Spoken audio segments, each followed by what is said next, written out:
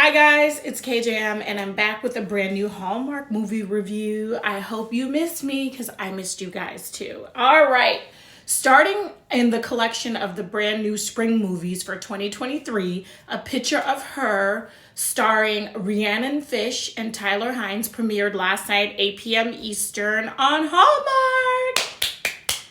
Okay, so I'm so excited for these spring movies. Are you? All right. Now, before I get into it, I really tried to, I'm trying to do a preview of this where you guys will actually get to see why I'm obsessed with the name Rhiannon. And it's from the 1975 song Rhiannon, sung by the British American rock group Fleetwood Mac. We love them. And this song I found out was written by Stevie Nicks, who is also a beautiful rock legend. And so I'm guessing that's where Rhiannon got her name. But anyway, I'm obsessed with the song. I'm going to try to attach the song to like the beginning of the video. Somehow, some way, I'm still trying to figure out TikTok. All right, let's get into this review. Now, I'm going to start off by saying I watched this movie early this morning, and I was trying to figure out how I really felt about it. I love Rhiannon Fish. I got introduced to her when I saw an Up TV movie called A Love to Remember, where she plays Tinley, this, young woman that was supposed to meet up with like her environmentalist, like social network friend. And instead he gets into an accident and she falls in love with his best friend while the original environmentalist guy is in a coma. And it's kind of like a modern day While You Were Sleeping, but involving saving the environment. So I know a lot of you guys are new to Rhiannon, but I think she's going to be a Hallmark name, and I think she is someone to keep your eyes on. Now, Tyler Hynes, he is a Hallmark king.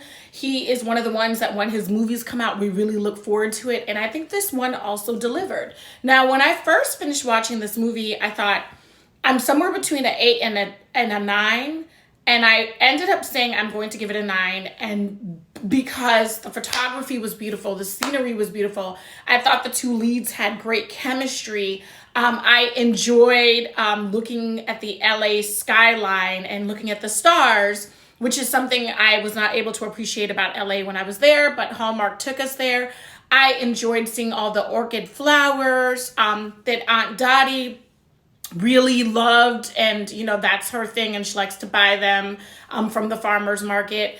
I really love seeing the Washington State coastline, and seeing Tyler on his bike in his leather jacket. It was just giving me Grease meets modern day love story, and for that I'm giving this movie a 9.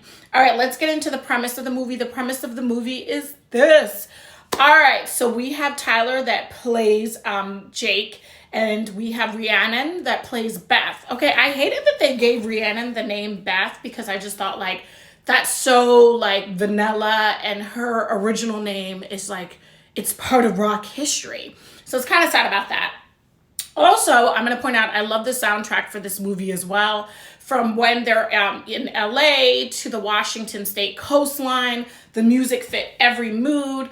I love the supporting cast, Beth's father, Aunt Dottie. It was awesome. Okay. So definitely a movie I would watch again. And once again, I'm giving it a 9 out of 10. And it's been kind of a breath of fresh air, as most of the movies in March were kind of bad. I liked A Winning Team. Not a lot of people did. But, and I gave that an 8 out of 10, but definitely this is the right direction to go into for spring Hallmark. And later on in my next TikTok, when I get into critiques, we'll talk about what people liked and didn't like based on the Hallmark Facebook page. All right, let's get into the premise. All right, so you have Jake, who's a photographer, and he kind of does some celebrity photos whenever he gets tips, and he posts the photos under Shutterbot. This is very important. So, but when he does his actual artwork, he is under Jake. So one day he gets this assignment to cover the, I think it was the flea market or the farmer's market, one or the other. He has to cover it and cover like LA in the springtime, and he starts taking photos, and he notices this beautiful young woman sniffing the roses at the market, and of course enters Beth. He takes this amazing photo of her, and whoever who did take the original photo, the photo was stunning. Rhiannon, don't let anyone tell you that you're not a beautiful woman, because the photo was breathtaking. And that was the thing that I really liked about this movie, the artwork, the surrounding background. It all came to life and it all worked for me personally. Okay, so he takes this picture of her, and then the next day he runs into her at the dog park when he is walking his friend's dog, and she's got Aunt Dottie's dog. And, you know, basically she's only in LA because Aunt Dottie hurt her leg and now, you know, needed someone to help take care of her. So she leaves the Washington coastline where she is first mate on her dad's boat, and she heads down to LA where she used to live but got her heart broken and no longer wants to live there, but she's happy to be there to help out her aunt. Now, when she meets Jake in the dog park, there's an instant connection, and it was wonderful to see these two see each other, and even the dogs really liked each other. From that point, the two start to casually date, and they really start to like each other. Now, when Jake submits his photos of the farmer's market to the magazine that he covers, or it may be like a local newspaper, he accidentally submits the pictures of Beth, and they love it. They name her Flower Girl, and they put her on the front page of this newspaper. They put her on there. And it is a stunning photo. So I'm going to tell you, I think Hallmark had the right girl for the lead because it was a beautiful photo of her. Beth was just, it was really breathtaking. I was actually looking for the photo so I could post it during this review, but I could not find it on the Hallmark Facebook page. Anywho, so after that happens, Beth's life changes. Like, people instantly recognize her. Agents are coming up to her and they want to get her work in LA. And at first, Beth is not sure what to do. Aunt Dottie says it's her choice. She's still dating Jake. She doesn't know that Jake is Shutterbox, that Jake is actually the person that submitted this photo, even though it was a complete accident and he submitted it before he knew her. And so at first, Beth feels really violated, but then she's really taken about all the work that she could possibly get in LA, and maybe she's ready to try something new. It turns out she wasn't ready to try something new. LA was way too much for her.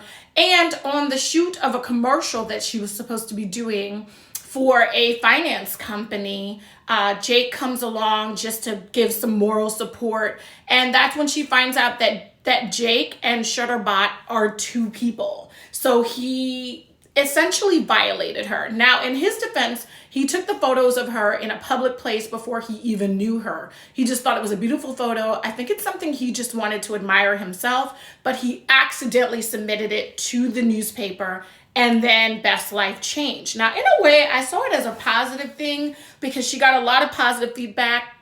She was on a talk show. People wanted to work with her. They saw her beauty. And I think that, to me, was the special part about it. It all became too much for Beth. So Beth decided this is not what she wants to do. She wants to go back and be first mate on her dad's boat, the Marie Elizabeth. And she definitely does not want to be in LA anymore, as it was filled with bad memories of when her ex-boyfriend broke her heart. So now she's back on the boat. She is missing Jake. Aunt Dottie puts them together. These two are in love. And then Jake says that magical line, "I just want to be wherever you are." And then we see them ride off on Jake's motorcycle through the Washington coastline. And we're not quite sure where they're going to end up, but it doesn't look like it's going to be LA, even though Jake's career is taking off there. And he's been given a wonderful opportunity to showcase his artwork once again, his photography once again, which is still a form of art. So that is the full love story in a nutshell. All right, my second TikTok is going to cover some of the critiques that I saw and some of my own personal critiques. All right, you guys stay tuned, all right?